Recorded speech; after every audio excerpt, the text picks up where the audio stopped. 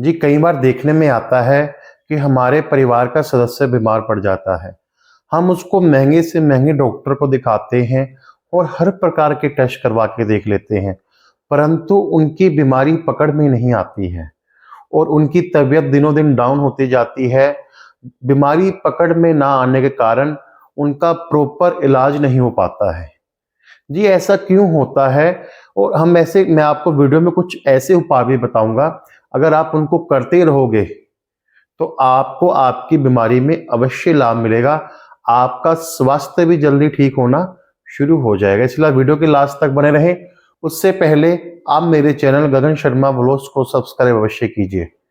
जी देखिए जी, जन्म कुंडली में कुछ ऐसे ग्रह योग बन जाते हैं, जब हमारी बीमारी ही पकड़ में नहीं आती है। हम हर तरह के डॉक्टर के पास चले जाते हैं, बढ़िया से बढ़िया हम डॉक्टर के पास जाते हैं, हर प्रकार के टेस्ट कराते हैं, परंतु हमारी बीमारी पकड़ में नहीं आती है। अब जो बीमारी पकड़ में ही नहीं आती है, उसका इलाज क्या होगा? बल्कि दूसरी जगह दिनों दिन सेहत नीचे गिरती जाती है, परंतु बीमारी पकड़ में नहीं आती है। ऐसा क्यों होता है? किन कारणों से होता है? देखिए जी, जन्म कुंडली में जब राहु ग्रह की बहुत खराब अवस्था में पहुंच जाए, तो ऐसी कंडीशन में इंसान की बीमारी का पता लगा पाना बड़ा मुश्किल हो जाता है। देखो जी, मैंने जो आपको पहले भी बताया, जैसे अब केतु ग्रह है। केतु ग्रह क्या है? केतु ग्रह ऐसा है, अगर आपकी जन्म कुंडली में केतु ग्रह खराब हो जाए, तो ऐसी कंडीशन में क्या होता है कि कोई भी बीमारी है, किसी भी जातक को कोई बीमारी है, किसी इंसान को कोई बीमारी है, तो उसके आपको सिम्टम्स नजर नहीं आएंगे। वो सिम्टम्स कब जाके नजर आते हैं? जब वह प्रॉब्लम अपनी आखिरी स्टेज पे पहुंच जाती है। और जब प्रॉब्लम आखिरी स्टेज में पहुंच जाती है, तो उस डॉक्टर के लिए भी वह इलाज करना असंभव हो जाता है। अगर वही सिम्टम्स पहली स्टेज में या सेकंड स्टेज में पता लग जाए, तो वह डॉक्टर उसको दवाइयों के द्वारा ठीक कर सकता है। जब प्रॉब्लम ही आपको लास्ट स्टेज में पता लग रही है, तब तक समय बहुत निकल चुका होता है। और यह सब किस कारण होता है? केतु ग्रह के कारण। क्योंकि केतु ग्रह एक ऐसा है जिसके कारण अगर आपको कोई प्रॉब्लम आ रही है, तो उसके सिम्टम्स नजर नहीं आते हैं। तो इसलिए मैं आपको कुछ ऐसे उपाय बताऊंगा, अगर आप उनको करते रहोगे। अगर देखिए जी, कोई प्रॉब्लम है घर में, कोई किसी को हेल्थ इश्यू चल रहे हैं, तो आप इन उपायों को करके देखिए, ताकि वह प्रॉब्लम डायग्नोज होनी शुरू हो जाए। कई बार आप टेस्ट भी कराते हैं, अलग अलग लेबोरेटरी से भी टेस्ट कराते हैं, परंतु फिर भी बीमारी पकड़ में नहीं आती है। अब देखिए जी, मैं आपको सिंपल सा उपाय बता रहा हूं। आप जौ लीजिए, जौ को आप कच्चे दूध से धोइए और उसको आप जल प्रवाह कराइए। मात्र इस उपाय को आप कंटिन्यू करते रहिए।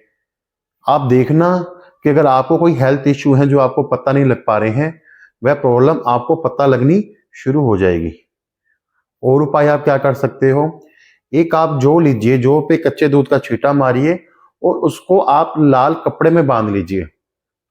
उस लाल कपड़े में बांधने के बाद उसके ऊपर आप कोई वजन रख दीजिए। अब वजन में कहा, अब देखो जी, कई जने कहेंगे जी कहाँ रखना है, वजन में क्या रखना है? आप यहां तो ऐसा कर लीजिए, कोई भारी भरकम चीज, जैसे आप 4-5 ईंटें ले लीजिए, उसके नीचे रख दीजिए, या फिर जो बेड के पाए होते हैं उनके नीचे रख दीजिए। फिर देखना, अगर आपकी जो प्रॉब्लम नहीं डायग्नोज हो रही है, वह प्रॉब्लम के बारे में आपको पता लगना शुरू हो जाएगा कि किस प्रॉब्लम के कारण आपको हेल्थ इश्यू आ रहे हैं और आपकी सेहत लगातार गिरती जा रही है। जब आपको प्रॉब्लम का पता लग जाएगा कि हेल्थ इश्यू क्यों हो रहे हैं, तो फिर आप देखना कि आप प्रॉपर दिशा में आपका इलाज होगा और आपके स्वास्थ्य जल्दी ठीक होना शुरू हो जाएगा। जी देखिए जी, कई बार देखने में क्या आता है, जातक घर से बाहर जाकर कहीं उपाय नहीं कर सकता है, क्योंकि उसको कमजोरी आ जाती है, हेल्थ इश्यू इतने बढ़ जाते हैं। तो वह उपाय के तौर पे क्या कर सकता है? आप कहीं मत जाइए बाहर। अगर आप नहीं जा सकते हैं, आप अपने घर में ही खाना खाइए। पर खाना खाना कहाँ है? आपने बेड पे बैठ के नहीं खाना है, आप अपनी रसोई में बैठकर खाना खाएं। मात्र इसी उपाय से देखना कि आपकी जो प्रॉब्लम डायग्नोज नहीं हो पा रही है, आपको पता नहीं लग पा रही है, टेस्ट कराने के बावजूद भी वह प्रॉब्लम आपको पता लगनी शुरू हो जाएगी। जब आपको प्रॉब्लम पता लग जाएगी, तो डॉक्टर भी आपका बढ़िया इलाज कर पाएंगे। तो इसलिए आप इन उपायों को करते रहिए। इसलिए मैंने आपको छोटे छोटे उपाय बताए हैं। अगर आपको ये वीडियो पसंद आया हो तो आप वीडियो को लाइक अवश्य कीजिए। आप मेरे चैनल गगन शर्मा ब्लॉग्स को सब्सक्राइब अवश्य कीजिए। बहुत बहुत धन्यवाद। राधे राधे।